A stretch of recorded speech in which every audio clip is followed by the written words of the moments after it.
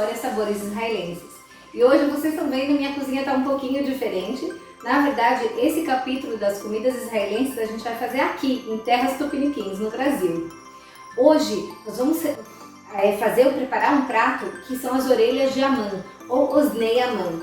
E o que são as orelhas de Amã? Na verdade, agora, os judeus vão comemorar o carnaval judaico, que é o Purim. Na verdade, o Purim não tem nada a ver com o carnaval que a gente está acostumado no Brasil, mas no Purim também todo mundo se fantasia e come coisas doces, e nós distribuímos doces entre as crianças. A história do Purim eu não vou contar porque é muito longa, mas um pouquinho da história das orelhas de Amã. Amã era um assistente real do rei Ahasverosh. E o Amã sempre ia lá e falava na orelha do rei, para o rei oprimir mais e autorizar Amã a torturar e a matar os judeus. Quando o Amã perdeu suas forças em frente ao rei Ahasverosh, os judeus começaram a comemorar Purim. E é por isso que nós preparamos as orelhas doces do rei Amã, porque só coisas boas têm que chegar na orelha do rei. Para isso, nós vamos fazer uma receita israelense, mas com um pouquinho brasileiro. As orelhas de Amã normalmente são recheadas em Israel com geleia ou semente de papoula. Aqui no Brasil nós vamos fazer a versão brasileira, que vai ser com uvas. Eu estou usando aqui uvas Vitória, que são uvas sem semente, muito doces, farinha, leite, 200 gramas de manteiga sem sal, meia colher de chá de fermento, 100 gramas de açúcar de confeiteiro e mais um pouquinho de açúcar de confeiteiro para decorar e uma colher de chá de essência de baunilha.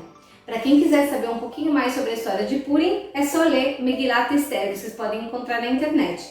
E quem gostou dessa receita e de outras receitas, dê um like e se inscreva no canal. Todas as semanas, novas receitas diretas de Israel, mesmo que em terras tupiniquins.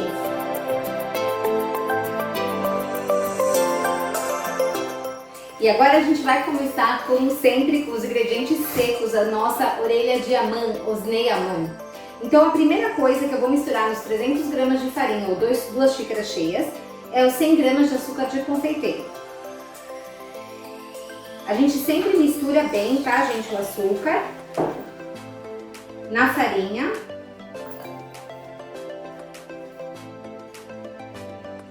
Agora eu vou colocar o fermento, meia colher de chá de fermento, misturar também. E agora eu vou começar a misturar os outros ingredientes, mas por último eu vou deixar o leite. Aqui tem mais ou menos meio copo de leite, mas eu não vou usar todo. Eu vou colocar primeiro a minha essência de baunilha, vou misturar e vou passar para a batedeira com os cubos de manteiga. E aos poucos eu vou colocando o leite até chegar ao ponto que eu vou mostrar agora para vocês. Vamos para a batedeira. Agora a gente vai colocar a nossa manteiga em cubos, a manteiga gelada mesmo, tá, gente? Na batedeira, na nossa mistura com a farinha. E vamos começar a bater. Vou colocar um pouquinho de leite, eu vou pondo leite aos poucos, tá, gente?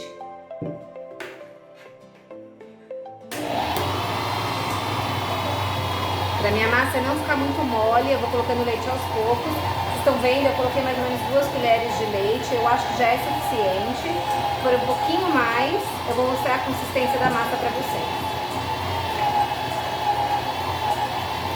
Bom, gente, essa é a consistência da massa, pode trabalhar com ela um pouquinho com a mão, que é uma massa macia, mas que não gruda na mão. Se vocês acharem que vocês colocaram um pouquinho de mais de leite, pode colocar um pouquinho de farinha para ajustar. Se vocês acharem que a massa ainda está muito dura, pode colocar um pouquinho mais de leite. No meu caso, eu pus 2 colheres de sopa de leite. Quando eu pus um pouquinho mais, eu tive que acrescentar um pouquinho de farinha para chegar nessa consistência. Mas, como vocês estão vendo, é uma massa muito macia, mas ela não gruda nas mãos, tá? E a gente vai começar agora a trabalhar as nossas orelhas de Amã. E agora que a nossa massa já está pronta, eu liguei o forno 180 graus para pré-aquecer e a gente vai começar a trabalhar a nossa massa e rechear as nossas orelhas de Amã tupiniquins. Para as orelhas de Amã, como eu falei, a gente vai usar uvas Vitórias, são uvas escuras sem semente, podem ser qualquer tipo de uvas que vocês encontrarem na cidade de vocês. No caso aqui em São Paulo foi o que eu encontrei. Um pouquinho de farinha para a gente polvilhar a nossa massa. Um copo para cortar ou um cortador de biscoito para quem tiver, mas como o especial das orelhas de Amã realmente é um formato de orelha, que eu vou mostrar pra vocês. Então a gente vai começar abrindo a massa, a gente vai pegar uma parte da massa, vai polvilhar um pouquinho de farinha na nossa bancada, pra não grudar. E com a ajuda do rolo, como vocês sabem, lá em Israel eu uso um rolo bem pequenininho, mas aqui no Brasil eu tô usando o rolo tradicional. A gente vai fazer uma massa não muito fina, tá, gente? Mas também não muito grossa, mais ou menos 2 milímetros de espessura. A gente vai cortar redondo. E eu só vou mostrar pra vocês como que a gente vai rechear. Eu não vou fazer a massa toda, mas a gente vai fazer isso com toda a massa. Quando a gente tem o redondinho, a gente vai colocar a uva. A uva, gente, pra quem quer saber, eu só lavei e cortei ela ao meio pra ela liberar todo o sabor dela quando a gente assar. Pus uma colher de sopa de açúcar de confeiteiro na uva e coloquei um pouquinho de canela, mas a canela é opcional. A gente vai colocar um pouquinho da uva cortada. Quem achar a uva muito doce pode colocar umas gotinhas de limão também. Aqui o povo de casa gosta doce, então eu fiz doce mesmo. E a gente vai fechar como se fosse uma orelhinha, como se fosse um triângulo, tá? Ó, vocês podem ver. Eu vou aproximar para vocês verem como ficam as nossas orelhinhas. Então, isso aqui é uma orelha. Quero aproximar para mostrar para vocês como a gente faz a orelhinha. Então, a gente vai colocar a nossa uva aqui no meio. Não precisa ser muita, mas não vale economizar, porque tem que ficar bem recheado. E a gente vai fazer como se fosse um triângulo com a massa. Ó, a gente vai, ajusta, para fazer como se fosse uma orelha de gatinho. Na verdade, o Aman não era um gatinho, mas as nossas orelhinhas vão parecer uma orelha de gatinho. A gente vai fechar bem, mas vai deixar uma abertura, porque o que vai acontecer? Na hora que a uva esquentar no forno, para ela não vazar, a gente vai deixar essa aberturinha. Então é como se fosse uma orelha de gatinho. A gente vai fazer isso com toda a nossa massa.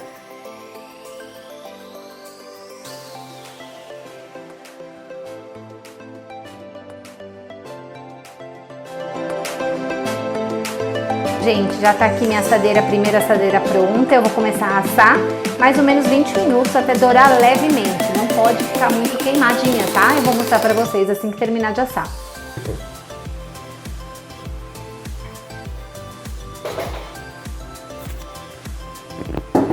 Prontinho.